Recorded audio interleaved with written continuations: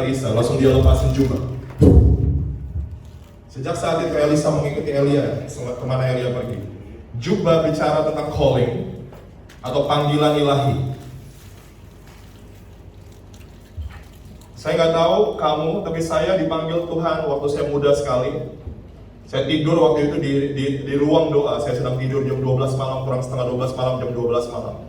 Tiba-tiba saya bermimpi, saya berdiri di hadapan Alkitab yang besar. Raksasa, Alkitab raksasa. Terus ditulis Yesaya 61, sebab roh Tuhan Allah ada padaku yang mengurapi aku untuk memberitakan kabar baik kepada orang sengsara, bla bla bla bla, you know. Dan sejak saat itu saya tahu saya dipanggil untuk membebaskan orang-orang. Saya dipanggil untuk bawa freedom to people.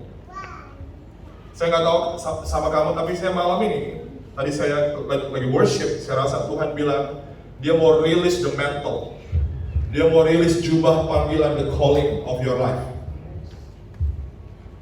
Detik kamu receive the calling, detik kamu receive the calling, detik you receive the mantle, detik saat kamu terima jubah itu, hidup kamu nggak bisa lari. Kamu tahu ada yang namanya Yunus pernah lari, dia coba lari dari calling. Dia coba lari dari panggilan Tuhan, tapi Tuhan buat situasi di mana Yunus nggak bisa lari. No way. You cannot go far away from me, kata Tuhan. Tuhan lakuin, dia buat semua situasi di mana Yunus harus balik ke Tuhan. Kamu tahu, saya mau kasih tahu sama kamu. Nggak semua orang punya mantle. Nggak semua orang punya jubah itu. Tapi kalau kamu punya jubah itu, saya mau beritahu sama kamu, hidup kamu nggak masalah. Dan saya rasa malam ini dia release the mantle. Saat Elisa menerima jubah dari Elia, sejak saat itu Elisa melakukan apa yang Elia lakukan. Elisa membelah sungai. Elia membelah sungai, Elisa melakukan yang sama. Sungai terbelah. Saat kamu terima jubah, ada mantle, ada kemampuan ilahi yang di luar kemampuan kamu berpikir untuk kamu lakukan. Dan saya rasa malam ini Tuhan mau rilis mental, tapi itu bukan khotbah saya, nanti aja ya. Saya akan berdoa for the mental buat kamu, tapi di akhir. Bisa bantu saya bro? Oke. Saya mau khotbah tentang satu hal, tentang revival generation. Wow, it's gonna be good. Banyak orang ke Thor, banyak orang yang gak kenal Thor, bilang apa itu? Kayak Avenger.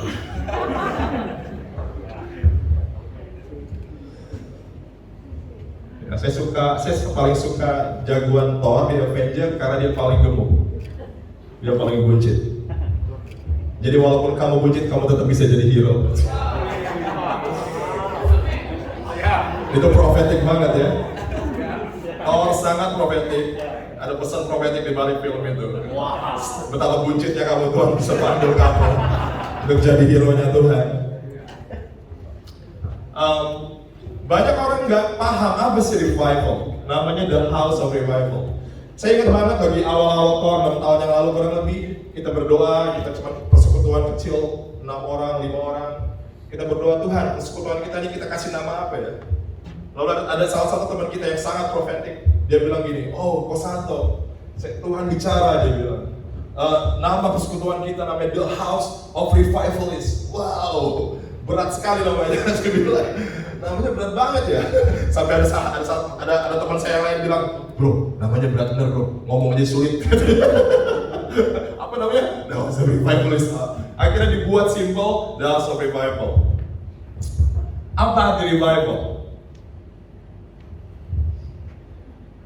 Kalau kamu ke Thor, kamu harus tahu arti revival. Jangan cuma tahu Thor Avenger. Kamu harus tahu arti revival itu sendiri. Amin. Belum jadi pindah dulu. Santai, nggak buru-buru kan. Saya percaya Thor dipanggil untuk jadi rumah buat orang-orang yang rindu akan kebangunan rohani, dan orang-orang ini dipakai Tuhan untuk membawa kebangunan rohani. Amin. Waktu saya muda, saya nggak sebut umur berapa. Saya khotbah keliling sekolah-sekolah. Ada satu sekolah di mana itu SMA Texas saya. SMA 12 ya Texas apa? SMA 4 ya Texas. Waktu itu salah satu sekolah yang bandel banget. Saya ke sana. Dan saya diundang khotbah, saya diundang sama ketua waktu itu kubu doa ya atau apa saya lupa. Dan kita berdoa, kita worship, berdoa dan saya khotbah tentang Roh Kudus. Lagi saya khotbah tentang Roh Kudus, saya mulai berdoa buat orang-orang. Itu bukan KKR, itu bukan kebaktian yang itu hanya persekutuan, hanya beberapa orang, mungkin 8-10 orang. Dan basically mereka orang-orang Kristen dari orang-orang Kristen tradisional. Mereka nggak kenal Roh Kudus, mereka nggak tahu rebah, mereka nggak pernah ngalamin rebah dalam roh, mereka nggak tahu bahasa roh, they didn't know anything about it. Tapi lagi saya mulai doain mereka satu-satu. Ada yang jatuh, ada yang nangis, ada yang melihat cahaya dia bilang, dan orang-orang mulai dilawat Tuhan.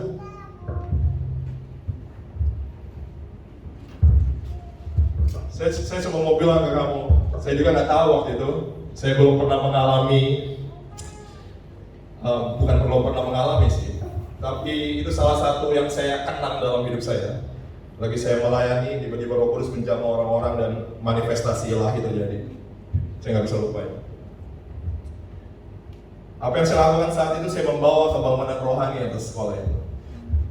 Sekolah yang notabene orang-orang yang nggak pernah mengenal Roh Kudus dan kuasa Tuhan dan manifestasi ilahi, tapi hari itu orang-orang mengalami itu. Saya suka banget tentang cerita-cerita kebangunan rohani. Ada 7 definisi tentang kebangunan rohani yang bakal saya kasih ke kamu. Banyak ya. Dan kamu adalah generasi yang mau Tuhan panggil bukan hanya duduk manasin bangku gereja setiap minggu. Tuhan lagi mau siapin kamu untuk jadi pembawa kebangunan rohani di kantor kamu. Saya doa pelepasan untuk karyawan saya waktu yang dia nggak kenal Tuhan, dia dari agama seberang. Saya mungkin kamu pernah dengar ceritanya atau belum. Dulu saya jadi ketua divisi di sebuah perusahaan. Saya punya beberapa cewek yang bantuin saya, ada 3 orang di kantor saya, di ruangan saya. Dan tiba-tiba salah satu cewek itu bilang, karena dia nggak makan siang, dia cuma duduk, selonjorin kakinya. Saya bilang, hey, kenapa? Saya bilang, aduh kok saya nggak bisa makan, perut saya sakit. Dia bilang, oke, saya bilang, saya bisa doain. Dia punya background, dia kuat sekali dengan apa yang dia percaya di agama seberang. Kuat sekali. Lalu saya bilang saya boleh doain, dia bilang ya. Akhirnya saya mulai doain dia. Lagi saya doain, boleh saya taruh tangan saya di kepala kamu? Dia bilang ya. Detik saya taruh tangan di kepala dia. Berapa menit kemudian matanya mulai berubah. Dia mulai pegang tangan saya, dia mau saya bilang, oke, saya bilang, keluar dia air mau. Langsung saya bilang, di dalam nama Yesus Kristus, aku perintahkan semua yang bukan dari Tuhan untuk pergi dari tubuh ini saat ini juga, right now in Jesus name. Singkat cerita, berapa menit kemudian dia muntah-muntah. Muntah-muntah. Setelah muntah-muntah nggak tahu kenapa dia terisak-isak nangis. Dijamah kasih Tuhan kuat banget. Dia nangis-nangis kurang lebih 30 menit. Nangis ya jelas. Dia nggak ngerti kenapa. Itu di kantor, itu bukan KKR, itu di kantor. Setelah dijamah tuh nangis kurang lebih 30-20 menit. Langsung dia bilang, Pak Santo, sakitnya hilang. Dan dia bisa makan lagi. Tuhan bukan cuma jamah penyakitnya doang. Dia usir kegelapan di dalam tubuhnya. Dia juga jamah di orang itu dengan kasihnya Tuhan. Satu paket komplit. Itu revival. Dan saya percaya setiap kamu dipanggil dalam hal yang sama. Saya nggak lebih hebat dari kamu, seriously. Dia cuma bilang kalau Tuhan bisa pakai saya seperti dia bisa pakai kamu. Bahkan saya berdoa buat kamu dipakai Tuhan lebih hebat dari saya, jauh lebih hebat. Itu kebangunan rohani. Amin.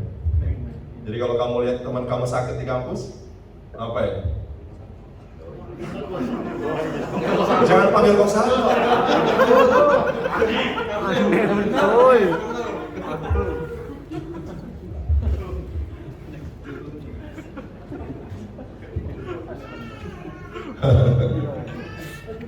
Oke. Kita buka slide yang pertama. Apa itu revival? Apa itu generasi yang mengalami kebangunan rohani? Slide.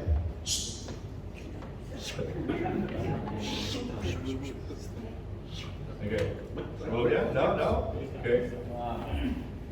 Ini adalah generasi yang mengalami pemulihan, pewahyuan tentang Bapa yang baik.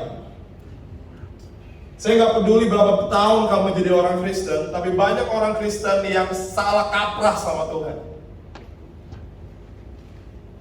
Banyak orang Kristen merasa Tuhan adalah pribadi yang pointing his finger out you. Tahu nggak? Jadi kamu berdoa seperti Tuhan berdiri, salah ini, tertuduh terus. Siapa yang ngerasain Tuhan seperti itu? Kalau kamu rasa Tuhan seperti itu, kamu butuh pewahyuan tentang Bapa yang baik. Ada orang yang datang ke Tuhan, dia pikir, ya saya percaya Yesus adalah Raja, God is King. Tapi kamu adalah anak dari Raja itu.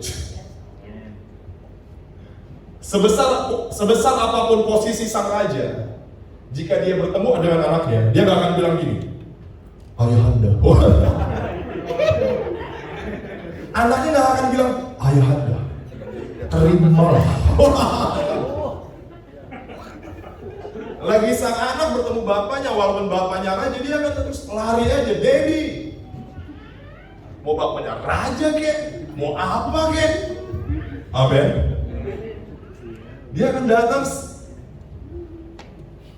Banyak orang juga salah kaprah tentang hal ini, jadi menyembah Tuhan. Dia raja. Teman saya punya ingat oh my Jesus. Saya punya teman baik, dia ke gereja waktu itu sama saya. Dia pakai celana pendek. Setelah kita selesai ibadah, dia ditegur sama worship leader, dia bilang, kamu lain kali ke ibadah jangan pakai celana pendek ya? Kita sedang menghadap sang raja.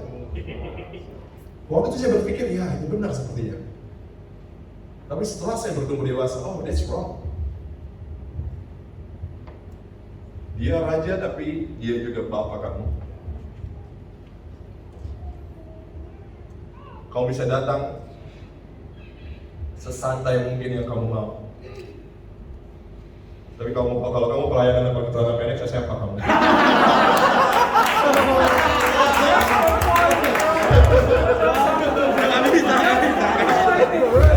Karena saya punya anak-anak rohani yang error, jadi saya mesti nanti salah tangkap ya. Gua main celana pendek, ada celana pendek sedang jepit semua. Just kidding. Matius 6 ayat 9 bilang, karena itu berdoalah demikian, Bapa kami yang di surga, dikuduskanlah namamu.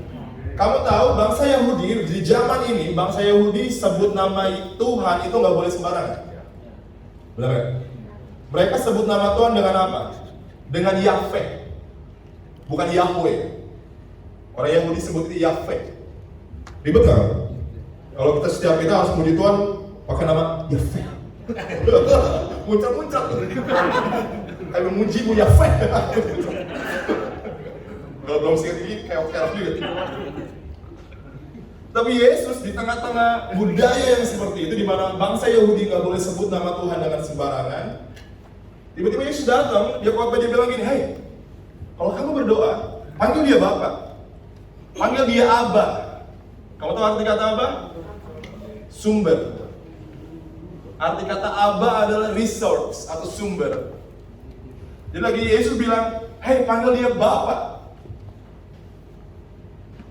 Orang Yahudi, kita dengar kata Bapa, doa Bapa kami, kita familiar dengan itu. Tapi di zaman itu, mereka, pengajaran macam apa nih panggil Tuhan Bapa-Bapa? Yesus bawa standar yang lebih tinggi, yang lebih deep, lebih dalam tentang hubungan kita dengan Tuhan. Selama kamu gagal melihat Tuhan sebagai Bapa, kamu akan gagal menikmati Tuhan. Kamu akan gagal menikmati jam-jam doamu. Amin. Kebangunan rohani adalah pemulihan, pewahyuan kalau Tuhan adalah Bapa yang baik.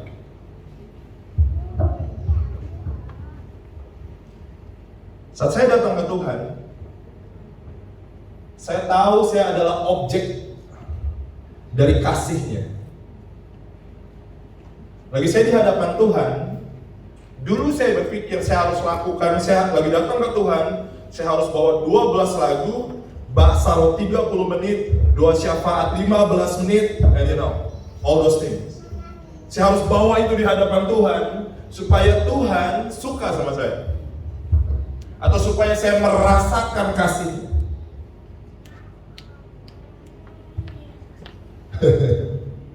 Dan saya lelah. Saya nyanyikan lagu demi lagu, Baksaro demi Baksaro, dan I'm tired. Tapi lagi pewahyuan akan Bapa membreakdown hati saya. Saya datang, entah saya nyanyi, entah saya hanya berdiam diri. Saya tahu lagi saat saya duduk di bawah kakinya, itu adalah momen saya menerima kasih. Saya datang untuk menerima dan menerima dan menerima. Sangat effortless. No striving in the presence of God. Dalam hadiratnya kita tidak bergumul, kita beristirahat. Yesus bilang, marilah kepadaku yang letih lesu dan beban berat, maka aku akan memberi kelegaan kepadamu. Kata apa? Aku akan memberi. So kalau Yesus bilang datang kepadaku, aku akan memberi kepadamu, artinya lagi kamu datang ke Tuhan, kamu datang dalam posisi hati menerima, to receive. Sebelum kamu datang mau pakai agenda, mau beri ini, mau kasih 12 lagu, mau ini ke Tuhan, no. Kamu gak bisa beri apa yang kamu gak terima. Datang dengan rest and receive from Him. Aku datang Tuhan, I want to receive your love. Fill me with your love, Lord. Bahkan Mazmur lagi Daud bernyanyi lagu-lagu itu ke Tuhan. Kamu tahu kalau itu adalah lagu-lagu yang dia terima dulu. Come on. Mazmur Daud adalah lagu-lagu yang Asaf dan Daud terima di hati mereka. Karena mereka gak bisa beri apa yang mereka gak terima. It's really simple. Lagi Tuhan membreakdown cara pandang kamu tentang Bapa yang baik, akan mudah bagi kamu mendekat kepada Tuhan. It's gonna be easy. Amin. Itu revival. Saat saya berdoa bagi orang sakit, saya harus menangkap hati Bapa buat orang itu. Karena saya tahu hati Bapa, Dia ingin orang itu sembuh. Akan mudah bagi saya menyelaraskan diri dengan Tuhan untuk berdoa bagi orang-orang sakit saat saya mendapat pewahyuan tentang hati Bapa untuk orang tersebut. Karena saya tahu Bapa mengasihi dia sekali dan Bapa ingin dia sembuh. He heals because He loves. Karena Dia yang menyembuhkan orang-orang karena Dia mengasihi orang-orang. Sesederhana itu. Baik kamu berjalan dalam pewahyuan kasih Bapa, pelayanan kamu pun akan berbeda. Kamu akan lihat reality ini sangat berbeda dengan sebelumnya. Jadi saya cuma mau bilang sama kamu, kalau kamu yang kesulitan untuk memandang Tuhan sebagai Tuhan yang baik, saya rindu berdoa buat kamu karena kamu hidup dalam kebohongan. Amin. Dia adalah Bapa yang baik. Keluarga yang hancur, orang-orang yang broken home akan sulit melihat itu. Wanita-wanita yang dilukai, pria-pria hidung belang akan sulit melihat itu. Tapi saya mau bilang apapun yang dunia beri buat kamu gak merubah Dia. That He is a good Father. Dia baik, bahkan satu rambut pun di dalam hidupmu gak akan terjatuh di Alkitab tulis tanpa seizin Dia. Bapa mana yang beri ular beracun pada anaknya yang pintar? Roti kalau Bapa yang di dunia tahu memberi yang terbaik bagi anak-anaknya, terlebih lagi Bapamu yang di surga. Kalau aku berdoa ada revelation, ada pewahyuan tentang Bapa yang baik atas setiap hati orang di tempat ini. Nyatakan dirimu, that you are a good father. Kau adalah Bapa yang baik buat kami semua.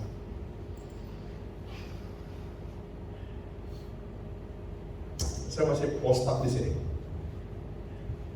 Kamu tahu gak sih kalau Tuhan dibilang Dia adalah Allah yang menyediakan. He is the provider. Dia adalah Jehovah Jireh, Jehovah Jireh, Allah yang menyediakan.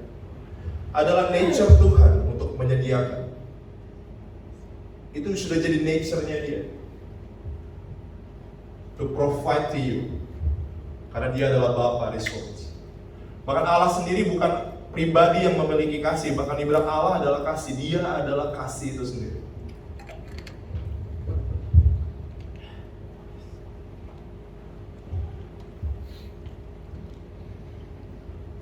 Saya akan berdoa buat ini terakhir nanti untuk revelation, pewahyuan dan Bapa yang baik. Percaya deh kalau kamu udah ngalamin pewahyuan itu, bagi Tuhan membreakdown hati kamu dengan revelation, betapa baiknya Bapa. Doa-doa kamu akan berubah. Cara kamu menghidupi Kristenan akan berubah, semua akan berubah. Ini bukan tentang agama, tapi tentang kedalaman kasih Tuhan. And it is so good. Oke, hal yang kedua, Bel.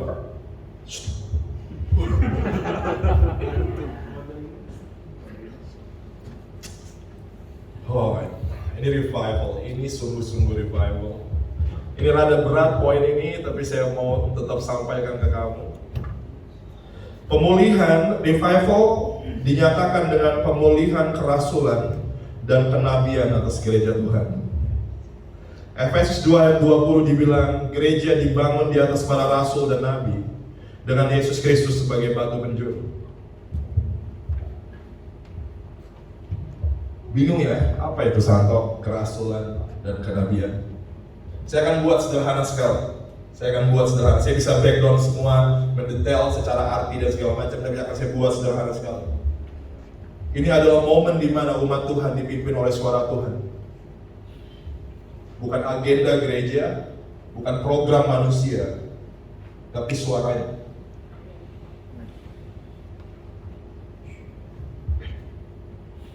Gereja kerasulan atau generasi kerasulan dan kenabian, mereka adalah orang-orang yang berjalan directly hanya karena suaranya.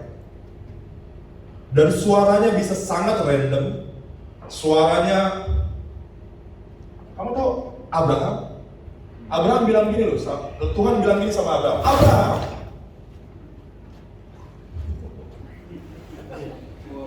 Iya Bapak. Iya Bapak. Aneh. kenapa dia? Kok Letih dia kok. Letih ya? Letih. Ketinggian itu. Oke. Sini aja, teman-teman.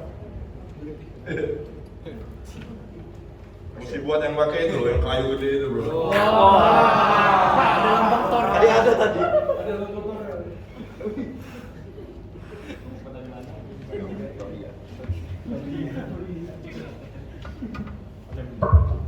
Umat Tuhan berjalan dalam suara Tuhan. Kita belajar banget tentang itu. Kita belajar banget tentang mendengar suara Tuhan dan bisa sangat random sekali.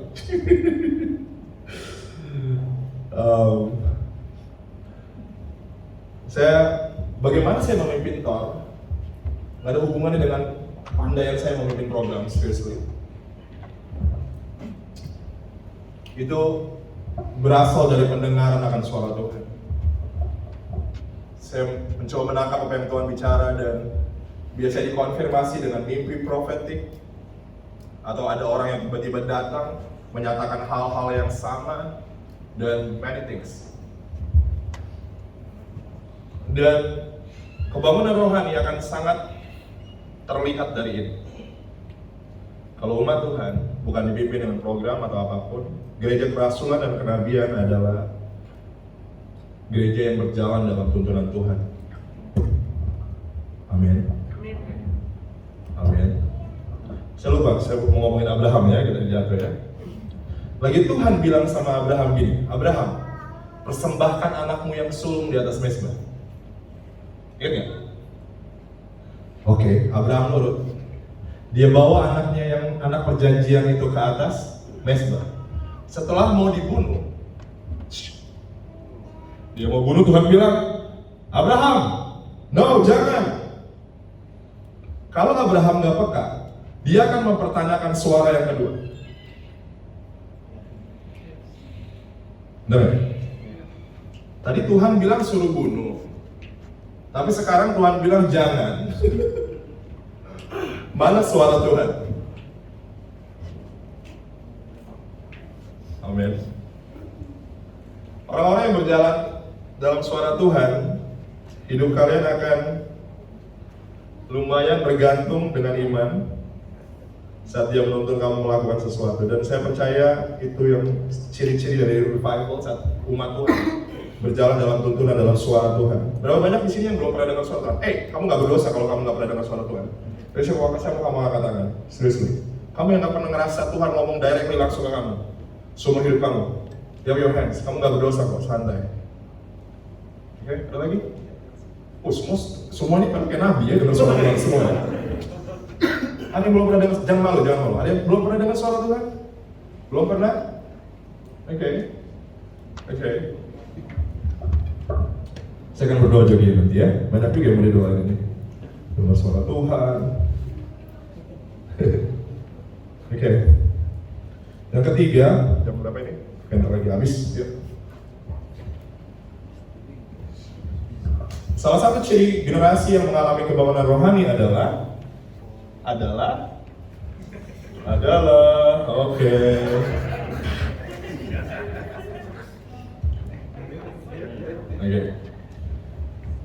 Umat Tuhan secara aktif melakukan amanat agung. Apa amanat agung Yesus Kristus? Karena itu pergilah jadikanlah semua bangsa muridku dan baptislah mereka dalam nama Bapa dan Anak dan Roh Kudus. Dan ajarlah mereka melakukan sesuatu yang telah kuperintahkan kepadamu, dan ketahuilah aku menyertai kamu senantiasa sampai kepada akhir zaman. Ini ciri ketiga dari kebangunan rohani adalah saat umat-umat Tuhan menjadi sangat aktif dalam melakukan pemuritan dan penginjilan. Penginjilan, kita mesti breakdown juga penginjilan.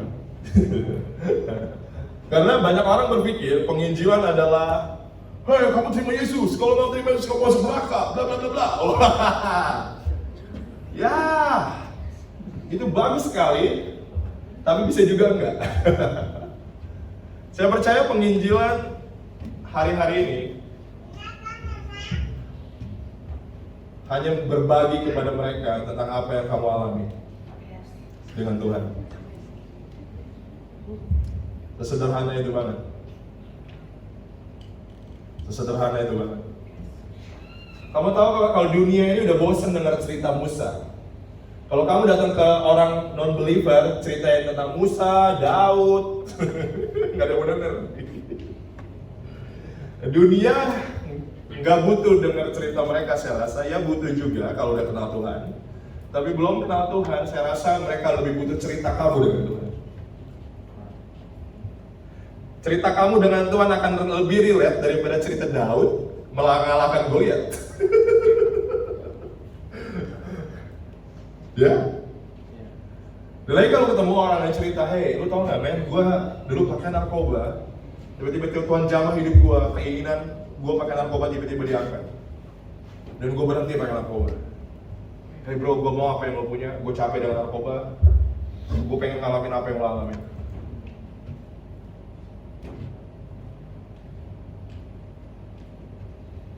Dunia butuh cerita kamu dengan Tuhan.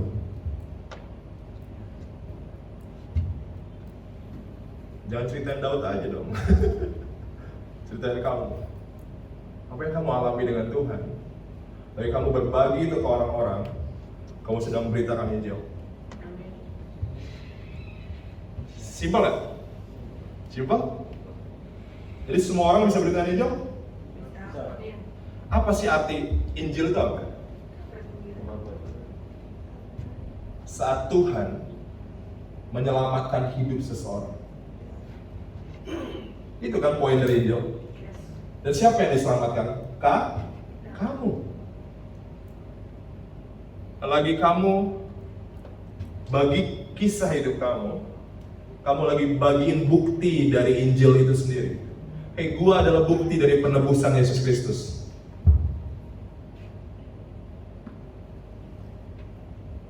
Dan iblis dikalahkan oleh apa? Darah anak domba dan kesaksian kita. Dari kamu telling your story, kesaksian hidup kamu dengan Tuhan, di dalam roh kamu lagi ngegebukin iblis. Iblis lagi iblis di dalam diri orang itu lagi karena iblis dikalahkan oleh darah anak domba dan kesaksian kita. Bukan hanya oleh darah anak domba loh. Anak domba. Kalau anak Tuhan nggak pernah bersaksi, nggak akan pernah revival kota ini. Nggak bisa ciprat-cipratin darah anak domba ke seluruh kota, nggak bisa. Dulu saya lagi SMA, ada orang-orang Kristen aneh yang doain kelas saya nyirim-nyirim air garam. Kepahitan sama orang-orang Kristen.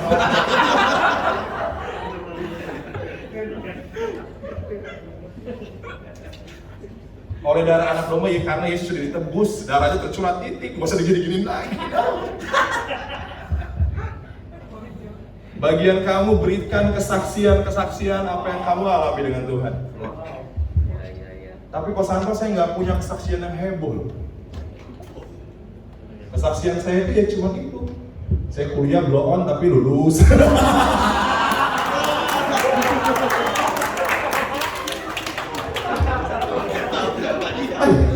Kamu jangan sepele loh.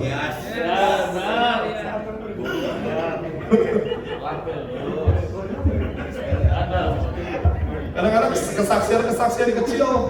Kamu kelaparan, nggak punya duit, tiba-tiba ada yang kirim gosen.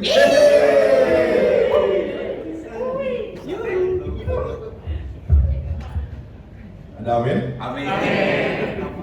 Nggak perlu heboh-heboh. Saya percaya ciri dari kebangunan rohani adalah saat umat-umat Tuhan melakukan amanat agung secara aktif, membagi kesaksian kepada orang-orang, mengasihi orang-orang, amin, memuridkan orang-orang,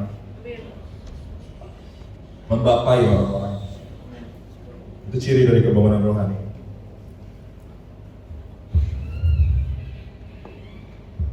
Oke, next. Ciri dari kebangunan rohani yang berikutnya adalah pertobatan jiwa-jiwa. Kisah Para Rasul 2 ayat 47, sambil memuji Allah dan mereka disukai semua orang dan tiap-tiap hari Tuhan menambahkan jumlah mereka dengan orang yang diselamatkan. Ini adalah ciri dari kebangunan rohani ya. Saat kebangunan rohani terjadi di sebuah tempat, akan banyak jiwa-jiwa yang bertobat. Orang-orang yang nggak percaya Yesus, mereka bertobat. Juga orang-orang yang percaya, yang ninggalin Yesus. Anak-anak yang terhilang kembali pulang ke rumah Bapa. Amin. Amin. Itu revival. Amin. Saya mewakili hamba Tuhan dan gereja Tuhan di kota ini. Saya tahu banyak orang kecewa, terluka karena gereja atau orang Kristen. Dan kalau itu buat kamu lari dari Tuhan, saya mewakili semua orang Kristen, hamba Tuhan dan gereja apapun, minta maaf ke kamu. Karena itu sangat menyakitkan. Tapi Tuhan sedang bawa kembali anak-anaknya pulang. Ada kesembuhan pada sayapnya.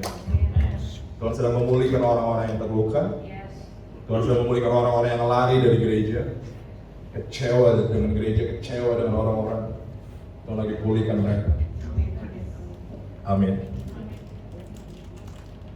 Oke, saya bakal cepat sekali karena waktu mepet. Pencurahan Roh Kudus, kebangunan rohani ditandai dengan ini. Ada orang bilang, hey Kosanto, kita nggak perlu lagi berdoa, Roh Kudus curahkanlah roh kuasa-Mu Tuhan. Datang Roh Kudus kan sudah tinggal di sini. Pernah dengar kata-kata itu? Roh Kudus kan sudah tinggal di sini, kita nggak perlu minta dia datang lagi. Saya mau tanya sama kamu lagi, Yesus dibaptis, Roh Kudus sudah di dalam dia loh. Sudah? Iya, kau nama Yesus. Tapi lagi dia keluar dari air, Roh Kudus juga turun di atas. Ada Roh Kudus yang di dalam, itu adalah jaminan dari keselamatan kamu. Tapi juga ada Roh Kudus yang bertengger di atas kamu. Upon you, dalam Yesaya 61 dibilangin, the Spirit of the Lord is upon you, di atas kamu. Itu yang namanya bahasa rohaninya disebut pengurapan. Roh Kudus yang di dalam kamu membuat kamu diselamatkan. Kamu nggak mungkin percaya Yesus tanpa Roh Kudus berkarya di hati kamu, nggak mungkin. Kau bisa percaya Yesus karena Roh Kudus berkarya di sini, di dalam, dan Dia tinggal di sini. Oke. Tapi masalahnya banyak orang punya Roh Kudus di dalam, tapi nggak bisa lepas dari rokok, nggak bisa lepas dari pornografi. Padahal Roh Kudus di dalam, kasihan ya Roh Kudus, udah di dalam. Yang punya tubuh merokok, kasihan batuk di dalam itu.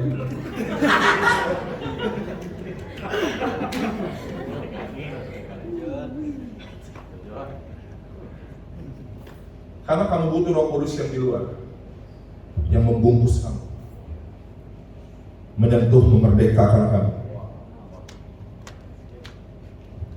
Itu alasan kenapa kita harus tiap pagi datang Tuhan. Holy Spirit, come anoint me, fill me with your spirit. Jadi bahasanya gini, Roh Kudus yang di dalam masuk ke dalam hati kamu, Dia buat tempat, rumah.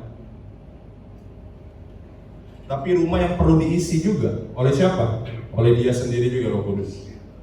Lagi Dia buat rumah di hati kamu harus bilang ke Dia, Holy Spirit, come and fill me.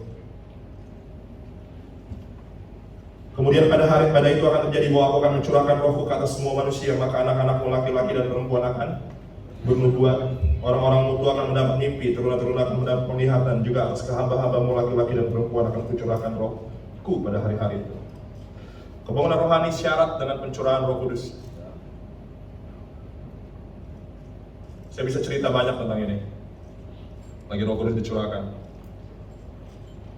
Lagi Roh Kudus adalah roh. Dan saat Dia menyentuh seseorang, Dia nggak menyentuh tubuh ya, Dia menyentuh roh. Tapi karena tubuh kita, karena roh itu adalah kemuliaan, sedangkan tubuh kita fana, tubuh kita nggak bisa menahan bobot dari kemuliaan. Makanya orang-orang terjatuh rebah, orang-orang menangis, orang-orang shaking. Kenapa? Karena tubuh yang fana nggak sanggup tahan apa yang kemuliaan lakukan di dalam roh. Buat kamu yang bertanya-tanya tentang apa sih rebah-rebah? Lo ngalamin aja kamu. Saya ngejengkang 1,5 meter ke belakang, didoain orang. Lo pernah aja kamu ya. Nanti kalau udah ngalamin, teman saya masih ingat, dia backgroundnya Katolik. Dia nggak pernah dijamah Roh Kudus. Dia nggak ngerti apa itu, tapi dia haus. Dia berdoa, Tuhan jamah aku. Saya doain nggak ngefek. Aduh kenapa ya? I don't know. Terus satu hari lagi dalam sebuah meeting pertemuan, saya masih ingat banget teman saya. Dia duduk di depan saya soalnya. Lagi kita duduk, tiba-tiba Roh Kudus menghantam dia kuat banget. Dia mental ke belakang, itu banyak bangku kayak gitu kan. Dia mental, bangku berantakan. Dia sampai semua orang pulang dia.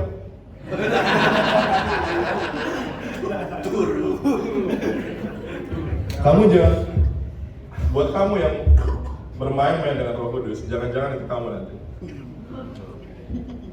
Jangan main-main kamu. Nah serius loh ya. Kamu nggak tahu saat Roh Kudus bekerja powerful. Tindakan kasih yang nyata berikutnya.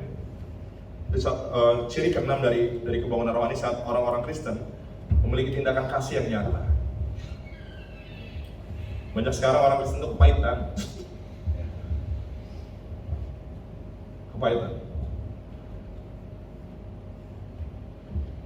Dan itu menyedihkan. Saya percaya Tuhan sedang melakukan kebangunan rohani sekali lagi supaya orang-orang Kristen bisa mengasihi sekali lagi. Kita bisa mengasihi. Kita nggak dipanggil buat kepahitan. No. Terlalu banyak cerita tentang kepahitan di gereja. Nggak ada cerita tentang mengasihi.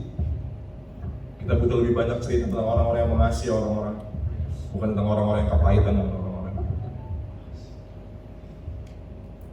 Saya berdiri melawan semua spirit di Tor yang ingin mencoba menyakiti orang-orang. Saya nggak sempurna, saya bisa aja tiba-tiba ya pulang ini, kamu berpikir wah Kosato akan hampiri saya, dia akan bilang happy Sunday, dia akan rangkul saya. Tapi tiba-tiba lagi saya lihat kamu, saya melengos dong.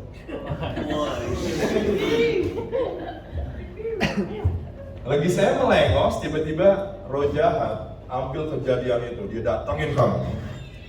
Hey, Kosato, coba lihat dia, ngotak aja dia itu.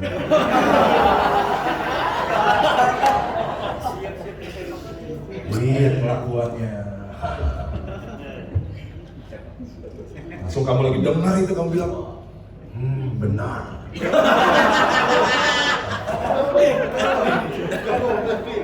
Lalu kamu terluka. Dan kamu datangin teman kamu yang lain. Hei, lu tau gak? Masa kemarin Kosato ketemu gua, gak ada kok, lengos. Dan ini bilang, kayaknya gua juga pernah.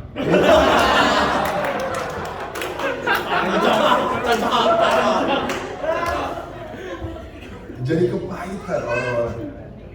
Kamu tahu itu kebohongan iblis. Padahal saya kebelet WC mungkin gara-gara saya merasa siang saya buru-buru WC. Tapi itu yang iblis lakukan di gereja. Orang-orang berasumsi, orang-orang menilai menurut pandangan mereka sendiri. Kalau kamu mengasihi saya, kamu nggak akan melakukan itu. Kalau saya melengosin kamu akan bilang minggu depan, Kosanto.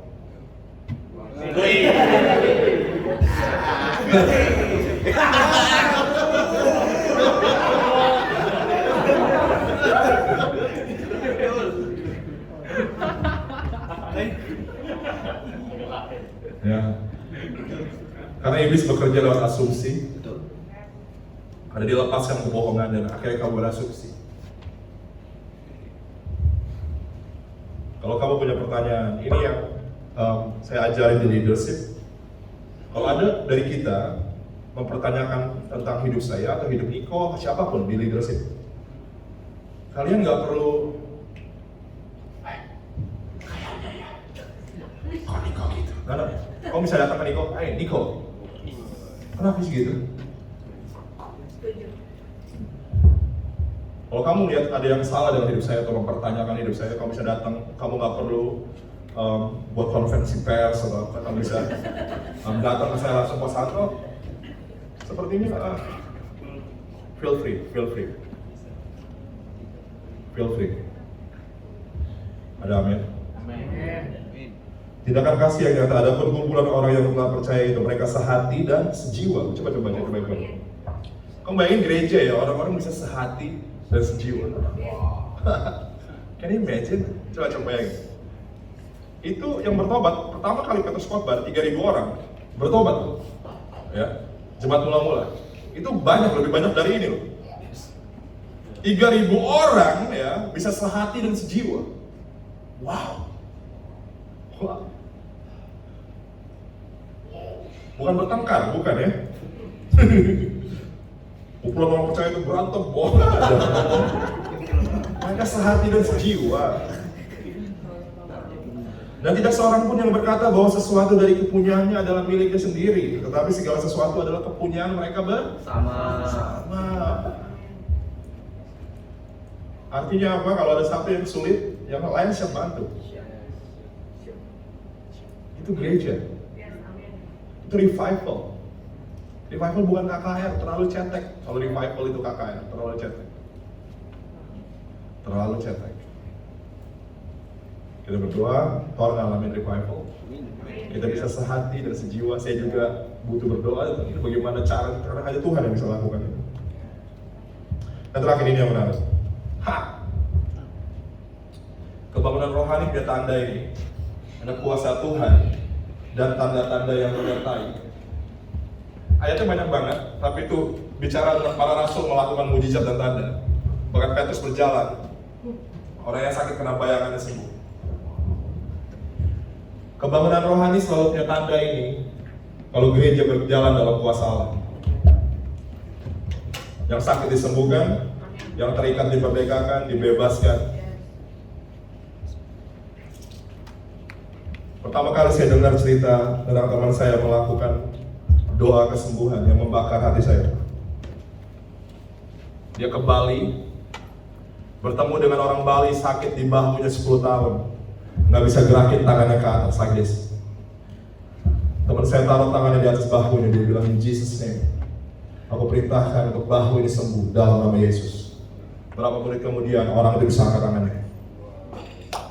Dan setelah bukan hanya disembuhkan secara fisik, orang terima Yesus di tempat.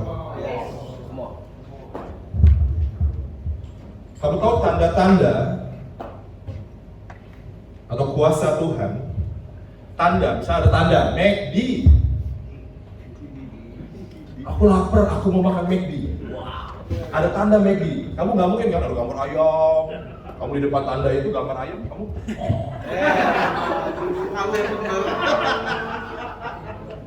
Tapi lagi kamu lihat tanda McD, gambar McD, kamu, oh itu ada burger di sana. Kamu akan pergi menurut tanda itu. Kuasa dan mujizat selalu mengarahkan kepada yang melakukannya, yaitu Bapa. Kuasa dan mujizat yang terjadi di Tor atau dimanapun lagi kita ibadah, itu bukan gede-gedein Tor, no. Selalu, karena itu hanya tanda, signs, yang mengarahkan kepada sesuatu. Yaitu siapa? Tuhan yang melakukan semua itu. Lagi ada orang disembuhkan, hey, itu mengarahkan ke Yesus. Lagi ada orang dilepaskan, hey, itu mengarah ke Yesus. Semua pointing on Him, Jesus. Karena itu sign. Nah, kebangunan rohani penuh dengan hal-hal ini.